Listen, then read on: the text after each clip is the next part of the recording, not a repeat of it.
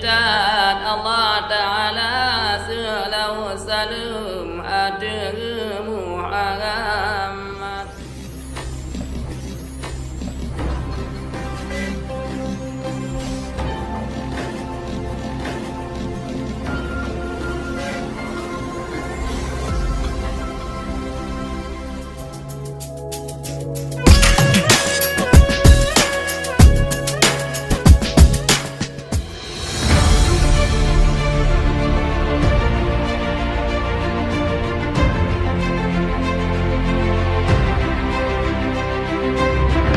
Saudara mutua, perpecahan di kalangan internal GAM akhirnya muncul ke permukaan dengan pembunuhan keluarga MB GAM Eropa, Haji Usman Passi dan Abdul Wahab Krueng, dan Sekjen MP GAM Tengku Zul Fahri.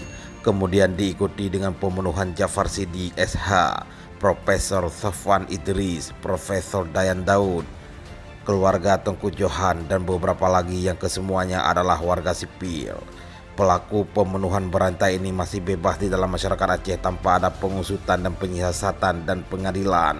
Semoga keluarga yang ditinggal diberi kesabaran dan petunjuk serta rahim Allah Subhanahu wa Ta'ala.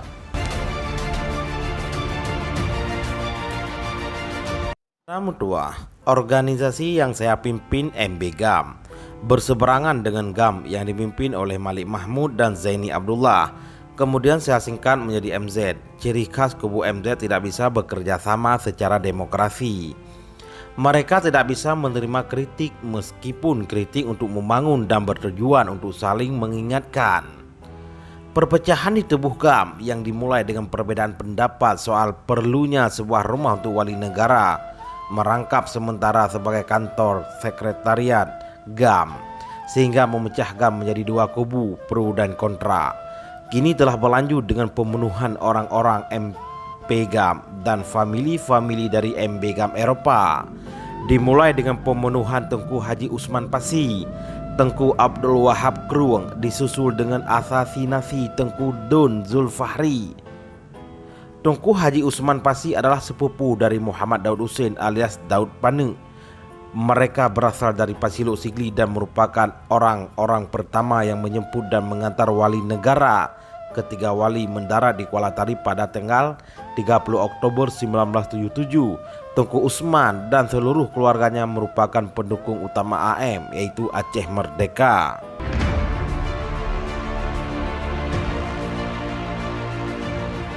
Saudara mutua, Haji Usman mengumpulkan dana dan menyerahkan kepada Malik Mahmud di Singapura.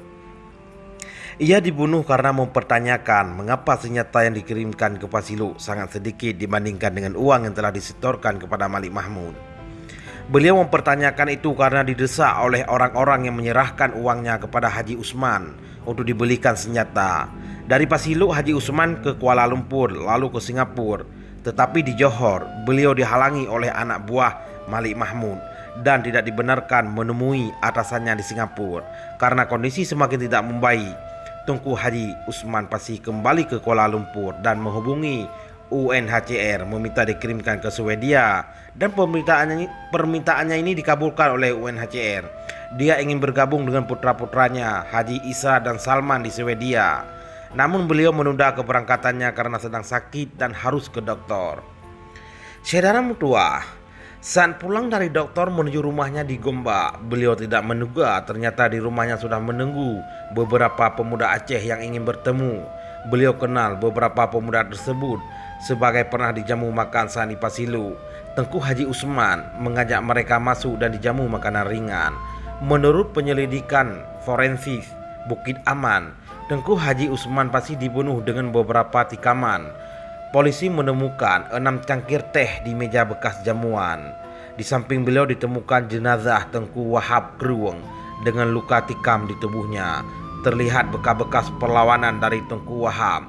Tengku Wahab Krueng adalah adik ipar Tengku Abdullah Krueng yang tinggal serumah dengan Tengku Haji Usman. Ketika pulang kerja, dia melihat pintu rumah terbuka dan darah berceceran di lantai. Saat masuk, pemuda yang membunuh Tengku Haji Usman bersembunyi di dalam dan langsung menyerang. Tengku Wahab yang baru datang. Tengku Wahab melakukan perlawanan, tetapi jumlah mereka lebih banyak sehingga Tengku Wahab kalah dan meninggal di tempat.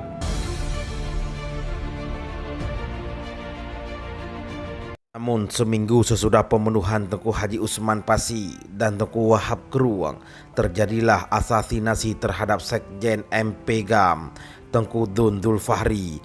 Pembunuhan sudah berencana dengan seksama. Tengku Dun Dul Fahri diundang oleh seorang untuk membeli perabotan. Tengku Dun datang dan membeli perabotan tersebut. Sesudah membeli dan mengemasi barang-barangnya, beliau makan siang di restoran yang tidak jauh dari transaksi jual beli tadi.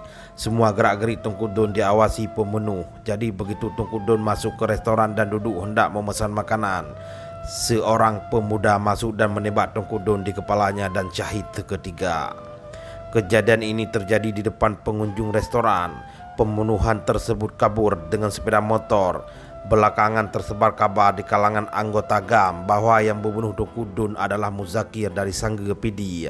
Ia meninggal dunia ketika tsunami Aceh tahun 2004. Saudara tua, selanjutnya pembunuhan sipil secara berantai terus berlangsung di Aceh.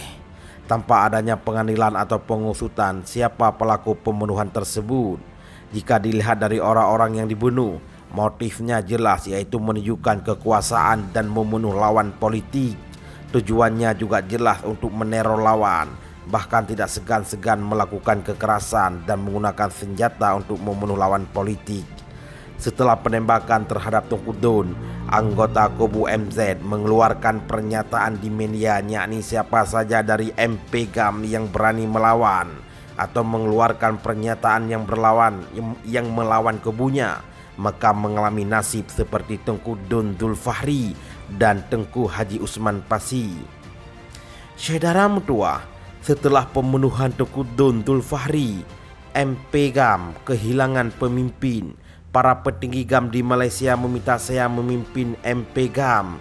Memang dari segi senioritas, kepimpinan GAM dan sebagai eksekutif Central Committee setelah Tengku Wali Negara Hasan Ditiro, Dr. Randes Muhtar dan Tengku Ilyas Lubay, tampuk pimpinan selanjutnya ada di tangan saya. Tentu saja hal ini menjadi kabar buruk bagi kubu MZ yang ingin mengambil posisi kepimpinan dan melangkahi hak kepimpinan saya. Hal inilah yang menyebabkan timbul hasutan-hasutan dan fitnah terhadap saya dan pengikut-pengikut saya.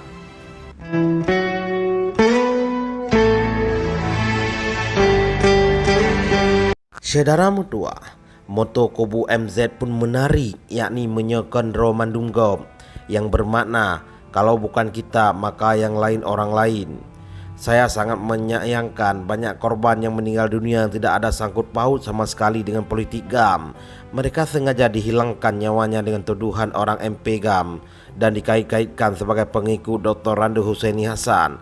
Padahal yang meninggal dunia ini tidak ada hubungannya dengan saya. Lazimnya masalah hutang yang tidak dilunasi lalu menuduh pemberi hutang orang MP GAM dan nyawanya bisa hilang begitu saja karena tuduhan tersebut. Ancaman dan fitnah terhadap saya mulai disebarkan sejak tahun 1986 hingga saat ini. Para pelaku adalah generasi baru yang tidak tahu asal-usul sejarah Aceh Merdeka. Sangat disesalkan, sebagian generasi muda tidak menyelidiki kebenaran dan tidak mau mendengar nasihat tetua yang lebih paham sejarah Aceh Merdeka. Tengku Hasan Muhammad Ditiro mengatakan, kenalilah siapa kawanmu dan siapa musuhmu. Jangan jadikan musuhmu sebagai kawanmu. Terhadap teman sebangsa, beliau mengingatkan sikap Rasulullah sallallahu alaihi wasallam. Tegaslah terhadap musuh, tetapi lemah lembutlah kepada sesamamu. Asyda'u ala kufar, ruhamma'u bainahum.